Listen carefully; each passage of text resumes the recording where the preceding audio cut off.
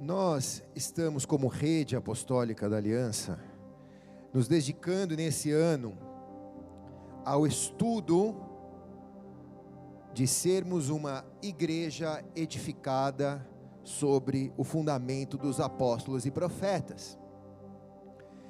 E o texto dessa noite vai ser só uma introdução daquilo em que os apóstolos e profetas vão falar nesta conferência, neste congresso.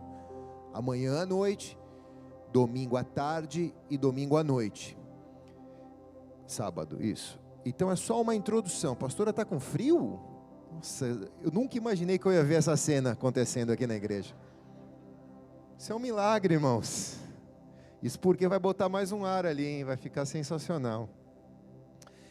Então, ao nos dedicarmos ao ensino das Escrituras, nós aprendemos biblicamente o que é sermos uma igreja debaixo do fundamento dos apóstolos e profetas. Quem está aqui diz amém?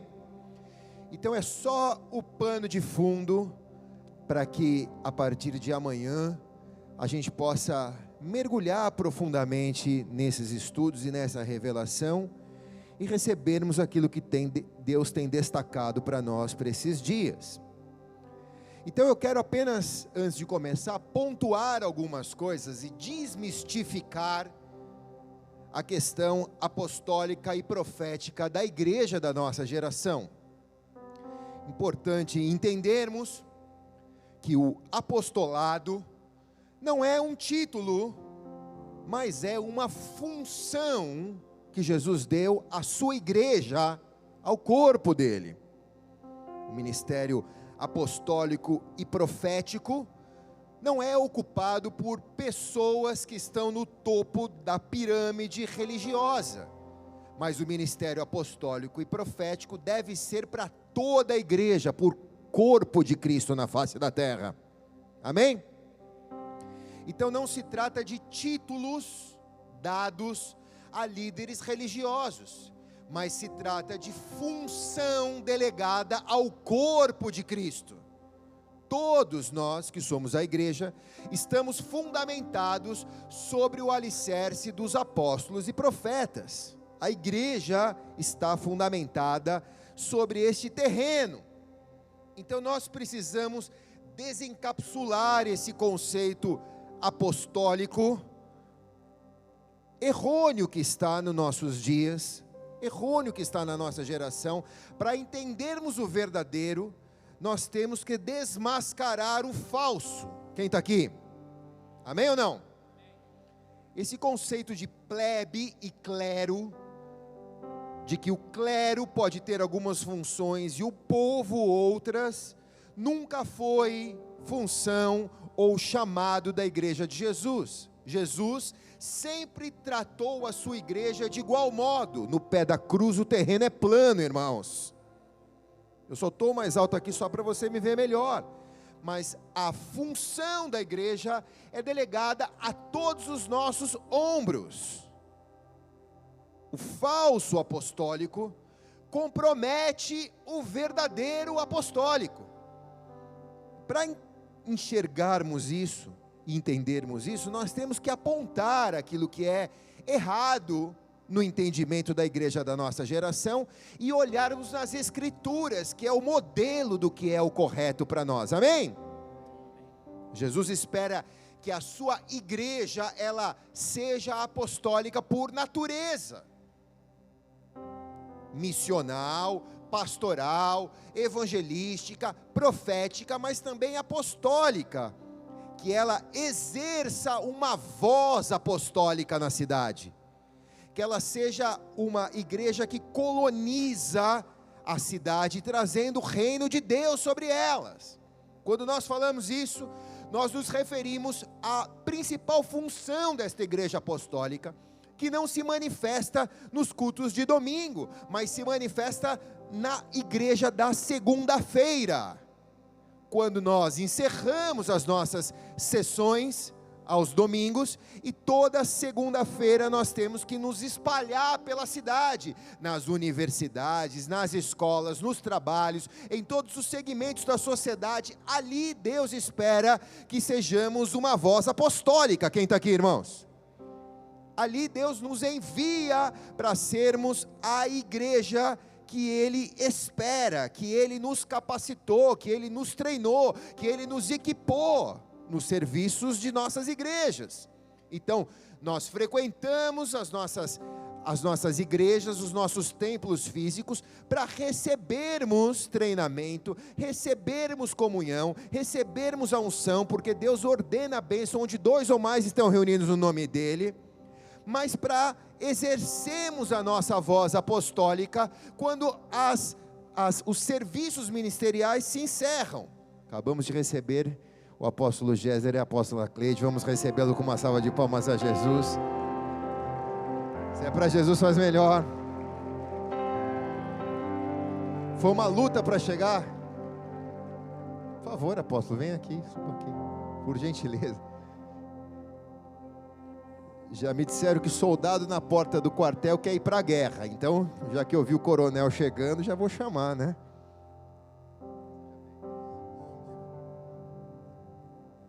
Não acredito. Irmãos, essa imersão vai ser a maior bênção que vai existir nesse lugar. Porque em 30 anos de ministério eu nunca tive tanta guerra como estou tendo aqui. O Waze me conseguiu levar agora para São Vicente. Eu cheguei em São Vicente, Campos Sales, 5 para as 8, falei, cheguei cedo.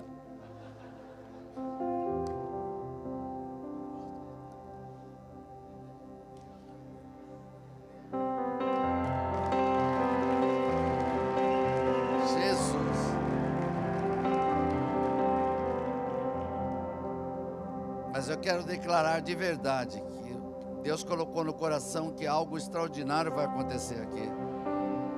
A guerra não foi só aqui, desde São Paulo, nós estamos sentindo direto, tudo por causa dessa imersão.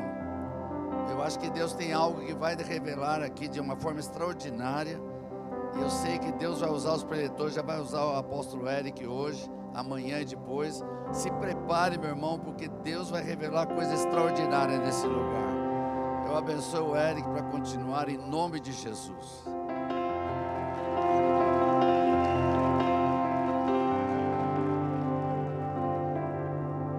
Vamos começar de novo?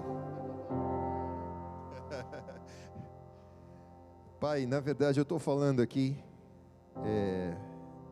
primeiro capítulo só aqui da pregação, que Deus nos chamou para ser biblicamente apostólicos, que a nossa rede da aliança está dedicada a entender os fundamentos dos apóstolos e profetas, e que para entendermos isso a gente tem que apontar o que é falso para enxergar o que é verdadeiro.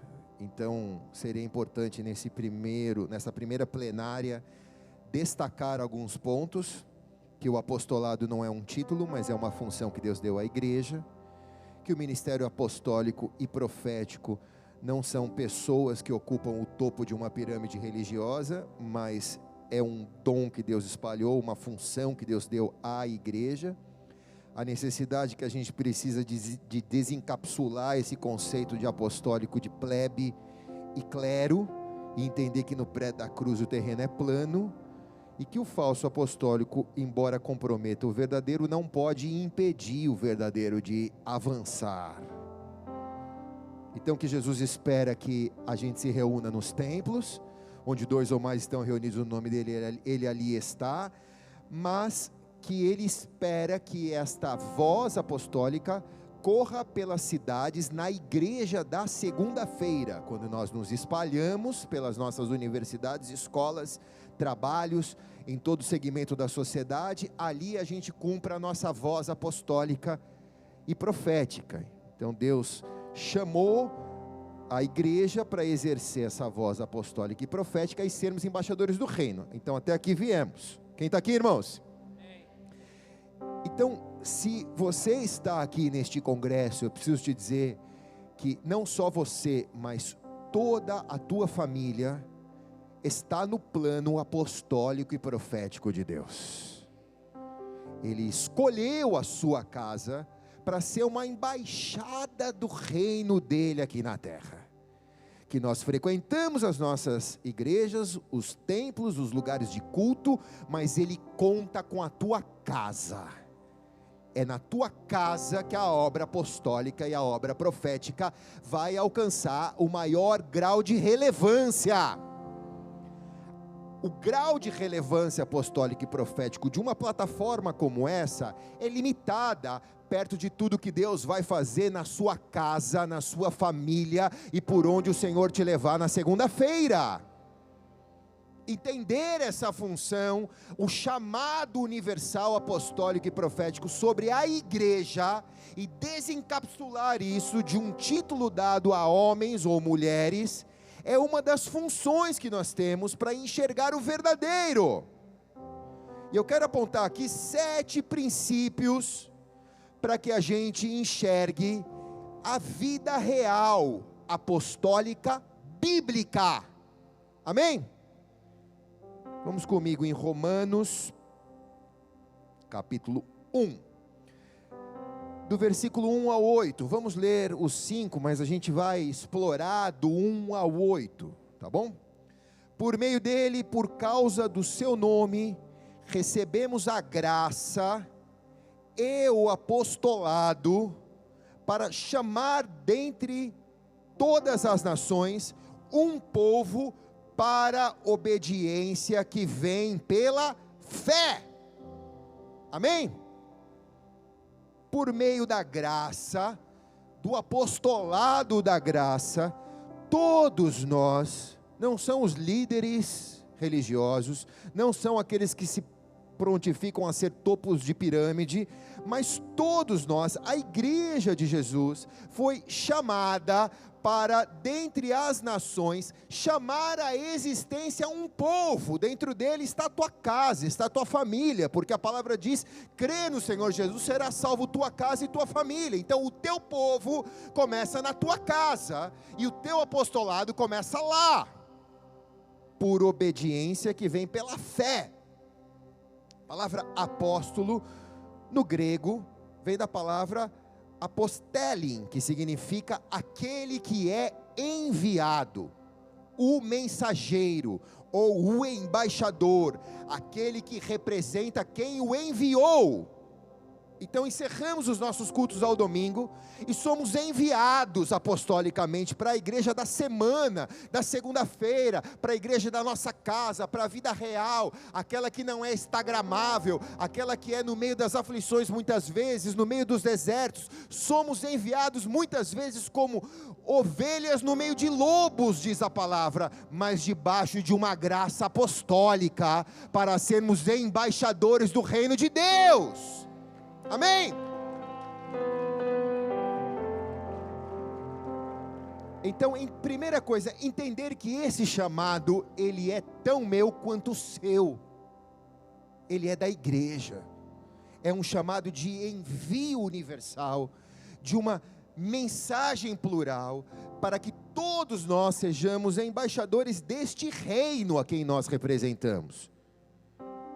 Então, quando Deus te chama para ser embaixador de um reino, você representa todas as leis daquele reino. Uma embaixada lotada em um país, ela é um território daquele país dentro do outro país. A embaixada americana no Brasil é território americano dentro do Brasil. Na embaixada americana dentro do Brasil, o que vale são as leis americanas. Então, a embaixada americana representa a cultura americana para os povos americanos que vivem no Brasil. E do reino de Deus, a embaixada apostólica é a tua casa. Pensa quantas embaixadas apostólicas nós temos na Baixada Santista. Deus conta com você, embaixador. Deus conta com a tua casa para representar a cultura do reino de Deus, representar os princípios do reino de Deus, representar o caráter de Deus nesta geração. Então essa função, esta igreja não é uma embaixada, aqui é a reunião dos embaixadores. A embaixada é a tua casa. Quem recebe aqui diz amém, cara. Aqui seria a plenária, o parlamento dos embaixadores. Aqui nós nos reunimos com aquele que é o nosso supremo sacerdote, que é o Senhor dos exércitos. Aqui nós recebemos os comandos dele, as reuniões acontecem para que a gente entenda o que ele tem para nós como apóstolos enviados na segunda-feira, na igreja da segunda-feira. Então a primeira coisa que a gente vê no apóstolo Paulo como um exemplo de um embaixador do reino, um apóstolo, é primeiro, ele nos ensina a entendermos ou definirmos a nossa identidade. Versículo 1, Paulo, servo de Cristo Jesus, chamado para ser embaixador, apóstolo, separado para o evangelho de Deus. Guarde este versículo, versículo 1, tá? Paulo, servo de Jesus Cristo, chamado para ser apóstolo, como você, separado para o evangelho de Deus. Então a gente vê a identidade dele muito clara, muito bem estabelecida dentro do chamado dele. Não há chamado se primeiro não houver o entendimento da identidade de Deus na sua vida. Deus primeiro te faz se entender com ele, para que depois ele te chame e te comissione. Se você não sabe quem você é, nem quem você representa, o seu chamado ainda não começou. Então o primeiro passo do nosso chamado apostólico é entendermos quem somos, e aquele que representamos. Nós não podemos fazer as coisas, nós não nos autorrepresentamos. O reino não é nosso, o reino é do Rei dos Reis e do Senhor dos Senhores. Eu tenho que fazer aquilo que Ele me ordenar a fazer, me orientar a fazer, me inspirar a fazer, me guiar a fazer. O exemplo que eu tenho que seguir é dele. Então o apóstolo Paulo tem claro a sua identidade. Ele é servo antes de tudo. Ele não é senhor, ele é servo antes de tudo. Ele tem claro a identidade dele. Ele é chamado, ele não é convidado, ele é chamado. Quem está aqui? Chamado fala de vocação, não é voluntariado, é vocação. Deus te chamou. A igreja não é uma organização de assistência social, ela faz obras sociais, mas por vocação, por chamado de Deus. Quem está aqui? Então eu entendo que eu sou servo, eu entendo que eu sou chamado. Então eu entendo que eu tenho um chamado apostólico. Ele diz, apóstolo, isso significa dom de governo, isso significa responsabilidade de colonizar, responsabilidade de representar a bandeira do reino dos céus aqui na terra. Então ele se entende como um apóstolo, ele é um embaixador, ele é enviado, ele tem o dom do governo ali. Então quando Deus nos espalha na igreja da segunda-feira, Ele nos espalha na cidade, por quê? Porque Ele gosta de nos ver como pontinhos brilhantes andando pela cidade, como pedaços de luz espalhados no meio das trevas. Ele nos espalha porque uma luz brilhando no meio das trevas faz com que a treva venha de ser dissipada. Então Ele nos espalha como luz para que a gente exerça o dom de governo. Agora nós não governamos pessoas, nós governamos a favor das pessoas. Quem está aqui, irmãos?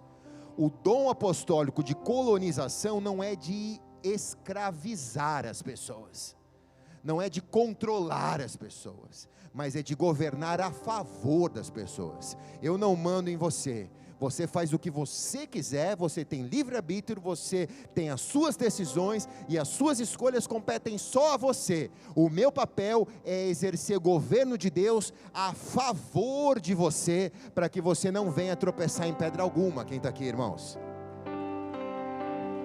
Esse é um apostolado legítimo.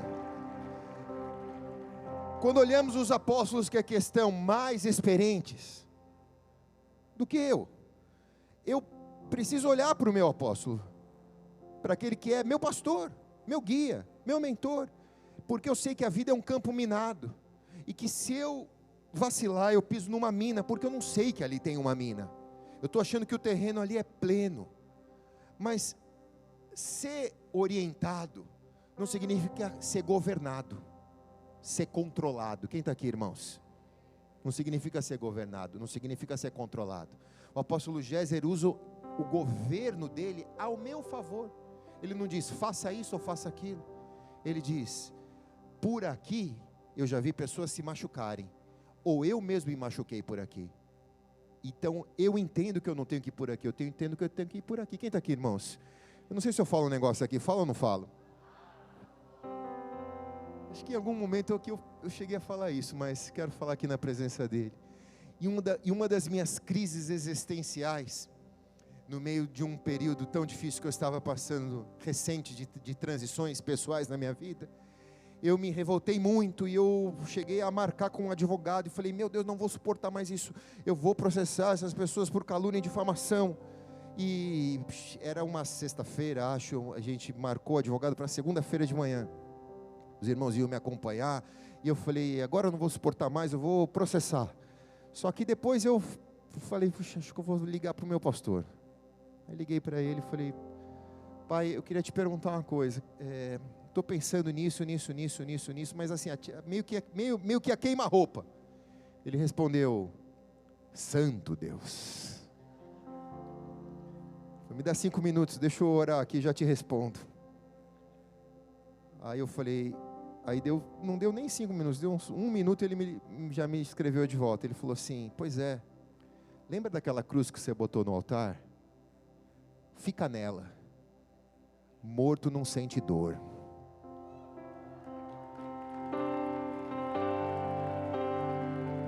Quem está aqui, irmãos? Você está entendendo? Falou vai ou não vai, processa ou não processa. Ele só falou, cara, se está doendo é porque você não está morto. Então usou o governo de Deus. Isso é um apostolado. Quem está aqui, irmãos? Quando a gente se espalha na cidade, é para a gente exercer governo, não é para fechar os olhos para aquilo que está acontecendo. E o apóstolo Paulo diz, separado para o evangelho de Deus. Separado significa cidadania. Santo, separado, significa estou separado, a minha cidadania não é essa. Pelo multiplicar da iniquidade, o amor de muitos tem se esfriado, mas eu não pertenço a este mundo frio, a minha cidadania é celestial. Eu estou aqui como um apostólico, debaixo de uma unção apostólica, a minha representação é o céu, eu sou cidadão do céu. Então, quando há sanidade na nossa identidade, foco na nossa identidade, definição na nossa identidade, escute bem, vou repetir, quando há sanidade, foco, definição na nossa identidade, no dia da adversidade, você não se perde. Quem está aqui? Porque vai ter o dia da adversidade. Se o evangelho é o evangelho da verdade, não é o da purpurina, no mundo vocês vão ter aflições, vão ter adversidades, mas tem de bom ânimo, porque eu venci o mundo e vocês vão vencer também, disse Jesus. Agora, este bom ânimo, o que é? Sanidade na minha identidade, foco, definição. Então, sei quem eu sou, sei quem eu represento, e sei o que eu tenho que fazer. Então, no meio da adversidade, Deus já me deu um plano de governo, para eu sair do deserto e ir para a terra prometida. Então eu sei que eu estou passando por aqui, mas eu não vou morrer aqui, porque Deus me deu sanidade, foco e definição. Deus já me deu um plano apostólico, Deus já me deu um plano de governo, para chegar no meu destino profético.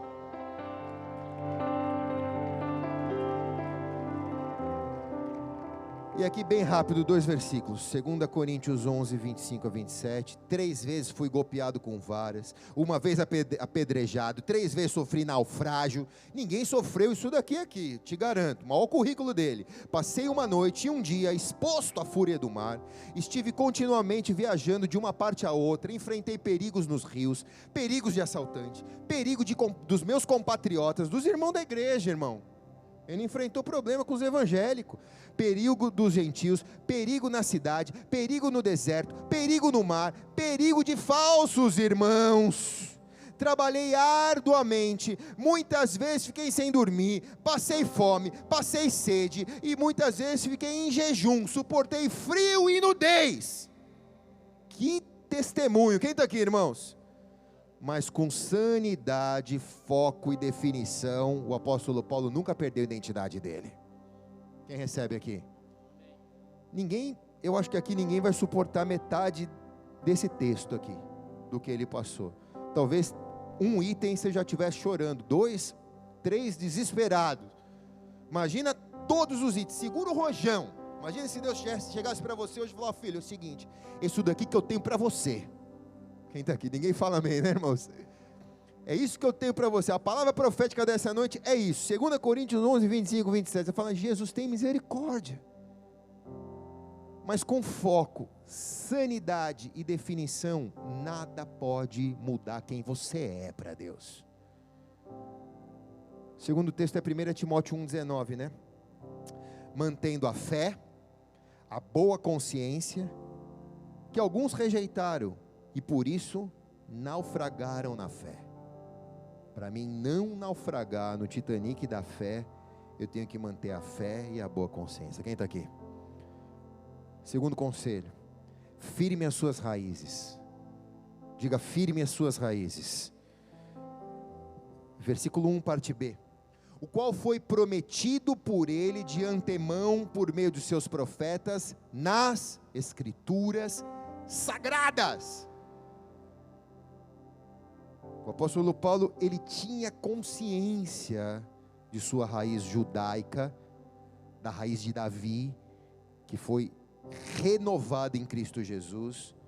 Então, a âncora dele, onde ele tinha as raízes firmadas, não era nas emoções dele, não eram no ministério dele, mas onde ele tinha as raízes firmadas, era na clareza das Escrituras sagradas, onde esse cara lançou a âncora dele, que fez com que o barco dele não naufragasse. Ele jogou a âncora dele na Bíblia Sagrada. Quem está aqui, irmãos? É simples assim, cara, é arroz com ovo. Você está gostando? Não está? Não importa, mas é isso. É arroz com ovo, cara, é isso. Põe a tua âncora nas Sagradas Escrituras, porque o barco vai balançar para cá, vai balançar para lá, vai ventar, mas você vai estar firmado, as suas raízes vão estar ancoradas na palavra de Deus. 1000 cairão ao teu lado, 10.000 à tua direita, mas tu não serás atingido, diz a palavra.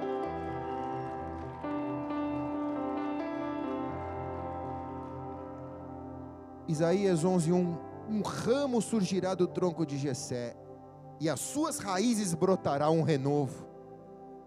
Romanos 11:18. Se o fizer, saiba que não é você que sustenta a raiz, mas a raiz sustenta você. Quem está aqui, irmãos? Não é você que sustenta a raiz, é a raiz que sustenta você. Jesus não vai jogar âncora em você, você vai jogar âncora na palavra. Irmão, o barco vai balançar, não tem como não balançar, vai balançar muito, mas joga a tua âncora na palavra de Deus, porque nada vai acontecer com você se você estiver firmado na raiz das Escrituras sagradas de Deus. Quem recebe aqui? Salmo 1:4. Não é caso dos ímpios, são como palha que o vento leva.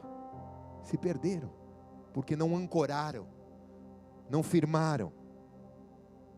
Então eu vim nessa noite aqui para dizer que você não será espalhado, você será plantado e você vai frutificar. Eu vou repetir, você perdeu a chance de receber. Você não vai ser espalhado, você será plantado e você frutificará. Quem recebe diz amém. Eu gosto muito daquele versículo, né, amor? Na mão ele tem a pá. Esse que foi o versículo que eu mais preguei na minha vida. Na mão ele tem a pá, e limpará a sua eira, recolhendo no trigo o lagar e colocando a palha para que o fogo queime. Jesus entrando com a pá na mão, pegando o joio e o trigo, jogando para cima, aquela hora que você fala, o chão saiu dos meus pés. Jesus me jogou para cima. Toda a minha segurança, os meus apoios, todos se foram. Então eu joguei, Deus me jogou.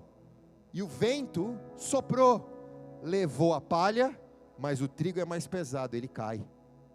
E o trigo é recolhido para o celeiro, e a palha vai para queimar no fogo. Quem está aqui, irmãos? Você já passou por algum momento na sua vida que você disse, cadê o chão que estava aqui? Estava indo tudo bem, por que de repente virou tudo errado? Porque na mão ele tem a pá, e ele limpará a eira, recolhendo o trigo no lagar e colocando a palha no fogo que consome. Se é para Jesus, faz melhor, vai.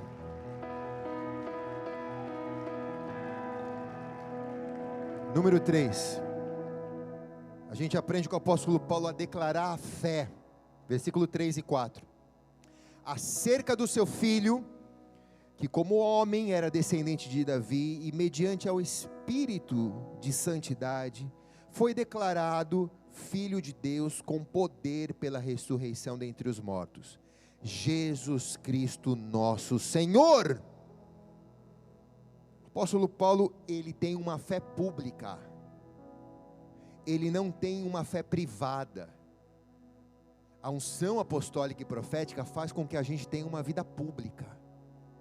As pessoas te conhecem na igreja da segunda-feira e sabem que no seu ombro pode chorar, que você tem uma oração, que você tem uma palavra de conselho, que a tua casa é referência, que o teu casamento é bênção, que a maneira que você faz a gestão financeira. Então as pessoas o reconhecem como luz, a sua fé é pública.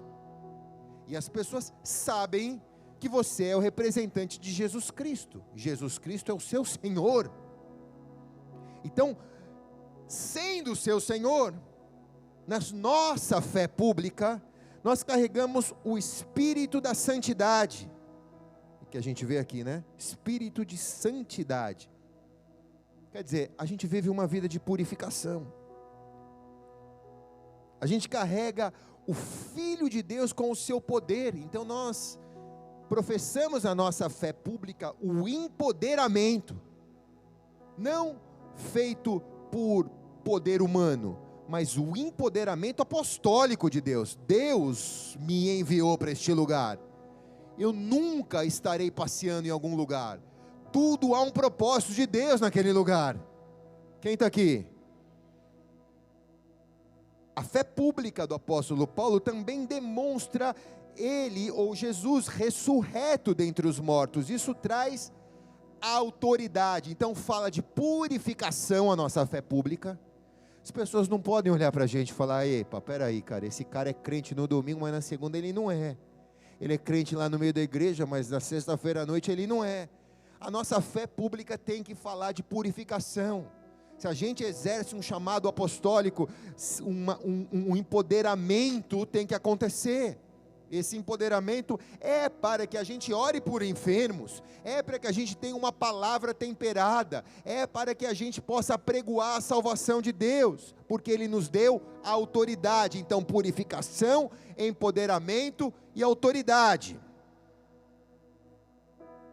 Então se há esse chamado universal sobre toda a igreja, independente das circunstâncias, acima de toda a realidade da terra, Deus te chamou para você pregar que Jesus Cristo é o Senhor, manifestar o poder dele e viver com autoridade. Quem está aqui diz amém, cara? Levante tua mão direita aos céus. Para viver pregando que Jesus Cristo é o Senhor, manifestando o poder dele e vivendo uma vida com autoridade, independente das circunstâncias e acima das realidades da terra. Quem recebe diz amém e amém.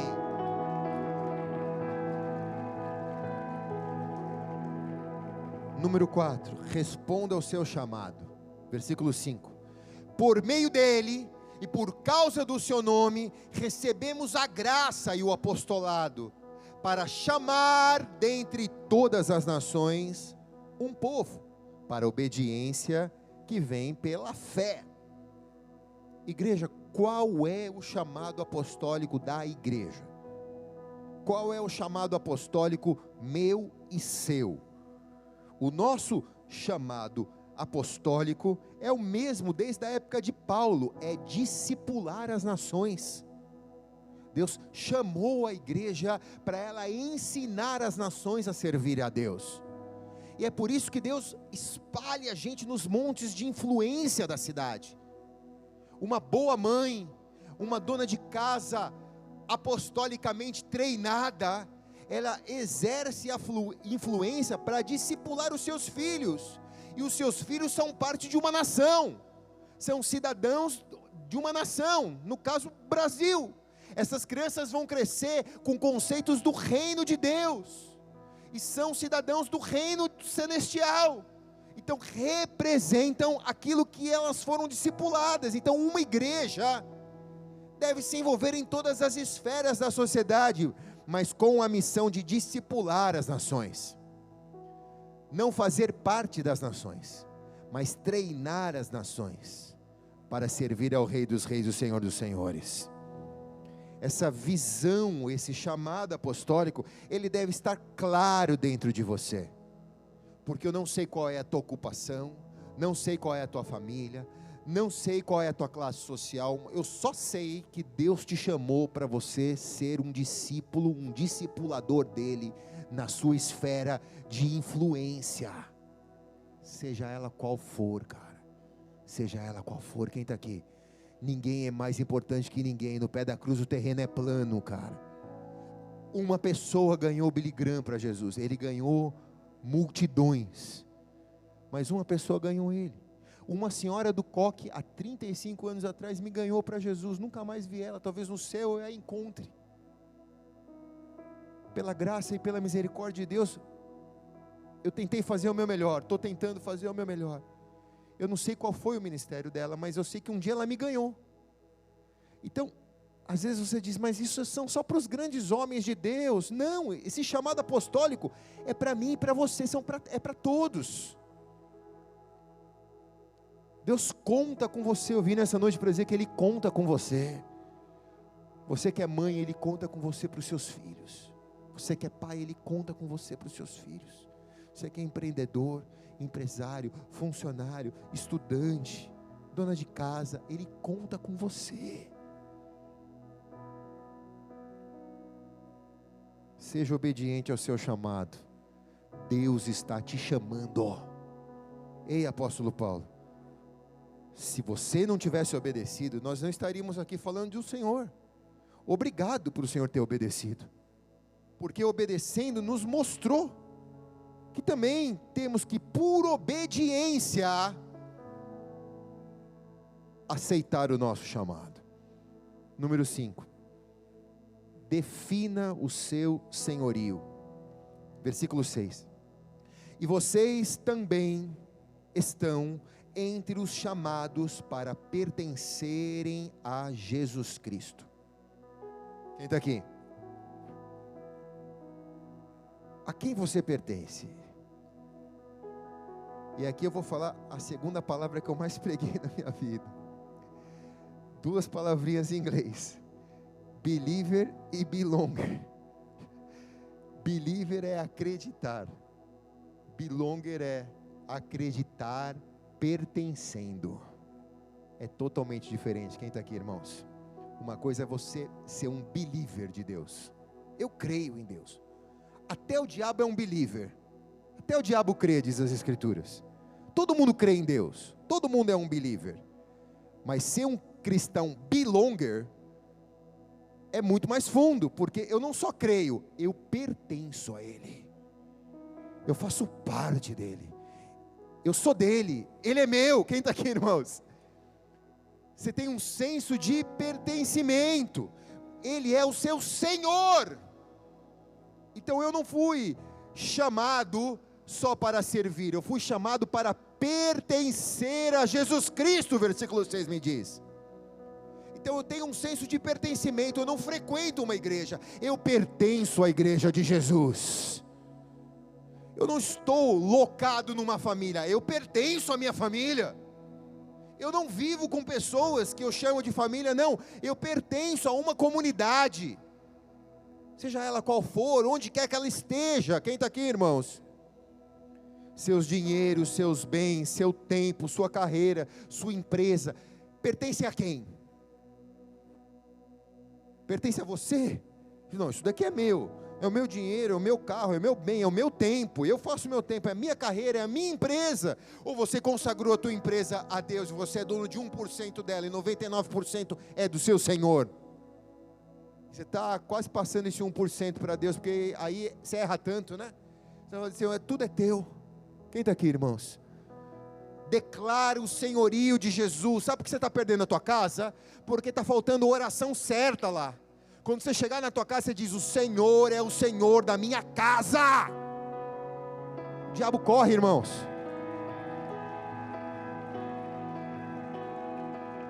Senhor, meu filho ainda está no crack, mas o Senhor é o Senhor do meu filho. O Senhor vai buscá-lo em nome de Jesus. No altar de Deus, escute bem, Deus não queria Isaac, Deus queria Abraão. No altar do sacrifício, Deus não estava preocupado com a vida de Isaac, Deus queria o coração de Abraão. Ele escolheu aquele altar para ser senhor do coração de Abraão. Esse daqui é o meu filho, o único que o Senhor deu, não posso ter mais. Te entrego qualquer coisa, menos meu filho. Qualquer pessoa em sã consciência faria isso. Mas ele sobe com o menino naquela montanha, ele deita o menino na pedra, e o menino se deixa estar ali, para ser sacrificado pelo pai, símbolo da pessoa que mais o amava. Deus não permite que aquilo acontecesse, mas Deus registra que Ele é o Senhor de Abraão, de Isaac, de Jacó, meu e seu. Desde que você não tenha nada em seu nome, Senhor, o Senhor é Senhor dos senhores na minha vida. Quem está comigo aqui, cara? Senhor dos senhores. Senhor, eu estou perdendo, mas eu não estou perdendo para mim e nem para quem está ganhando.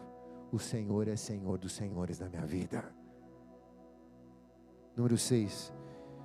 Escolha a santidade. Versículo 7. A todos os que em Roma são amados de Deus e chamados para serem santos. A vocês, graça e paz da parte de Deus nosso Senhor Jesus Cristo. Que significa ser santo em Roma. Irmãos, não é num lugar espiritualmente de céu aberto não, tá? Que significa ser apóstolo em Roma. Roma, a capital do paganismo, da idolatria, da imoralidade, do hedonismo, a capital do mundo antigo. Deus está falando, seja santo em Roma. A todos os que em Roma, por que ele fala que é em Roma? Porque ele fala, é no ambiente mais hostil, é no mundo mais perdido, é na terra mais pagã, é no lugar mais idólatra, é no lugar mais imoral, é no lugar mais hedonista, que as pessoas só querem ter prazer.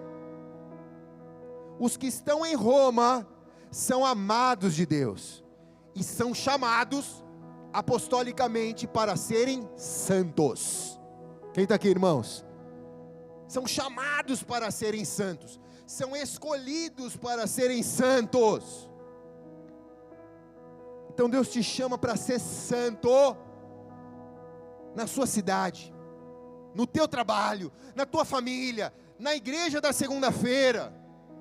Deus te chama de amado para ser, desde lá em Brasília, onde há tanta corrupção, para ser santo ali. Se Deus te deu uma chamada política, Deus te chama para ser santo na tua empresa, santo nos impostos, santo no seu procedimento com a sua esposa, com o seu marido, santo no procedimento com a igreja dele.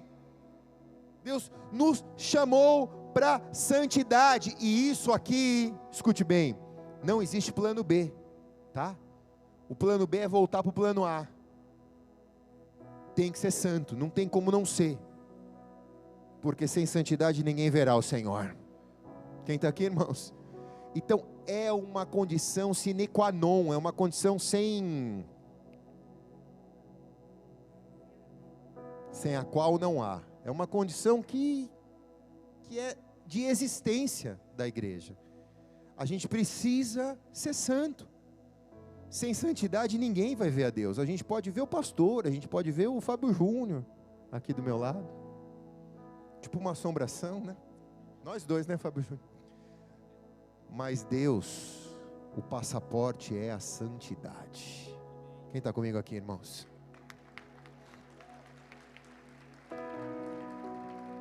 Estou terminando. O último, 7. Gostei. Versículo 8, parte A. Antes de tudo, sou grato ao meu Deus mediante a Jesus Cristo. O apóstolo Paulo é satisfeito. Satisfeito. Cara, essa palavra é forte. Antes de tudo, sou grato ao meu Deus mediante a Jesus Cristo. Grato. Grato. Satisfeito. Não é aquele crente mala que sempre quer alguma coisa. Sempre tem 3 pedidos de oração para o culto de domingo, raspa a lâmpada para o gênio aparecer, realizo 3 pedidos por manhã, 4 pedidos por noite, né? Eu tenho minha lista de pedidos. Eu não tenho nada errado de você ter uma lista, desde que não falta satisfação, desde que você não se sinta pleno com tudo que Deus já fez, com tudo que Deus já é para você. Senhor, eu vim essa noite aqui, o Senhor pode fazer grandes coisas, mas se o Senhor não fizer, eu te amo da mesma maneira, Senhor. Porque antes eu poderia estar em qualquer lugar quinta-feira à noite, e hoje eu estou aqui na tua casa, sendo treinado para ser um apóstolo do Cordeiro.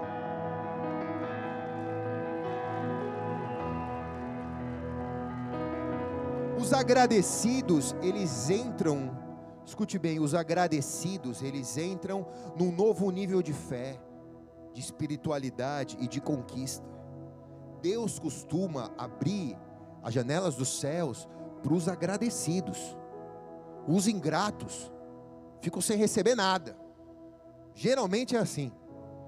Pô, pastor, o irmão do lado chegou agora na igreja, o cara está tão abençoado porque ele é grato. Não veio pedir nada, ele é grato. Ele é grato de vir a pé, ele é grato de vir de carona, grato de vir de bicicleta, grato de vir de VLT, grato de comprar um carro. Ele é grato. Então, conforme Deus vai fazendo a obra, ele vai sendo pleno com aquilo. A sua realeza, escute bem, a sua realeza é avaliada pelo seu nível de satisfação. Se o seu coração é nobre diante de Deus, você precisa ter um nível de satisfação. Se você só murmura, só reclama, nada está bom, seu nível de realeza está baixo.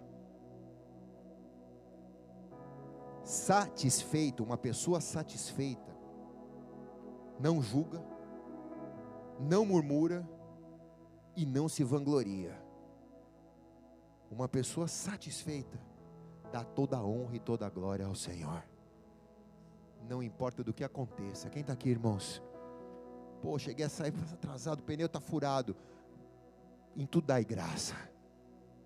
Vai saber se não ia bater o carro lá na frente e ter um prejuízo maior. Deus está te dando livramento. Quem está aqui, irmãos?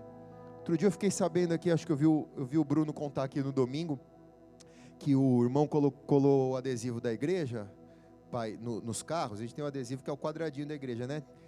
Tem milhares de carros na cidade com um adesivinho, quadradinho. O irmão foi estacionar o carro, estacionou, estava com o adesivo, deixou a chave no contato e saiu. Alguém viu, tirou foto do carro e começou a botar nos grupos. Pessoal, carro de irmão da City, carro de irmão da City, carro de irmão da City. Acharam o irmão, salvaram o carro dele. Aí o irmão disse que o seguro é R$3.000 do carro, e o adesivo é de graça na igreja. Quem está aqui, irmão? Tremendo, né? Isso é o poder da igreja, né? Coração grato. O cara botou um adesivinho ali, Deus poupou patrimônio dele. Hoje em dia, irmão, você larga o carro trancado, com alarme, com seguro, o vagabundo leva. Agora você larga o carro aberto, com a chave no contato, com o adesivo da igreja. Vamos dar uma salva de palmas a Jesus? A gente tem que ser grato a Deus por isso, cara.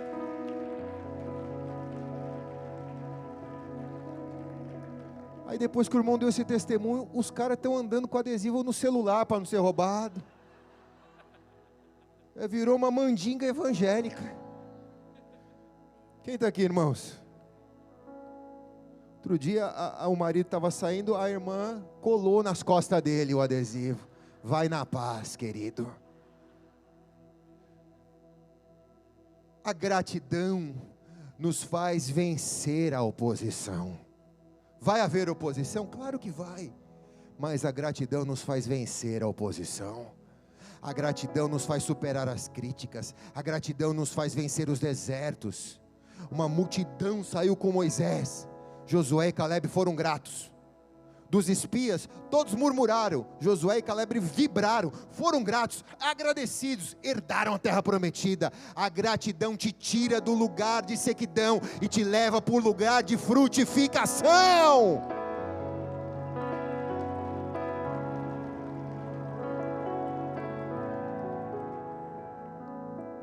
Versículo 17. Assim você vai viver da justiça e da fé. Romanos 1:17, né? Romanos 1:17. Porque no Evangelho é revelada a justiça de Deus. Uma justiça que do princípio ao fim é pela fé. E como está escrito, o justo viverá pela fé apostólica. O justo viverá pela fé apostólica. Então, quem vive nessa dimensão apostólica, vive disponível para ir em nome de Deus.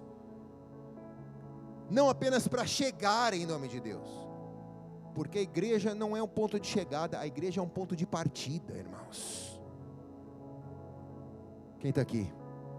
Entender que você tem que ir, que você tem que partir, que você tem que ser enviado, que você tem que doar, que você tem que se dispor a Deus, é entender o seu chamado apostólico. Uma igreja saudável, não perfeita, tá?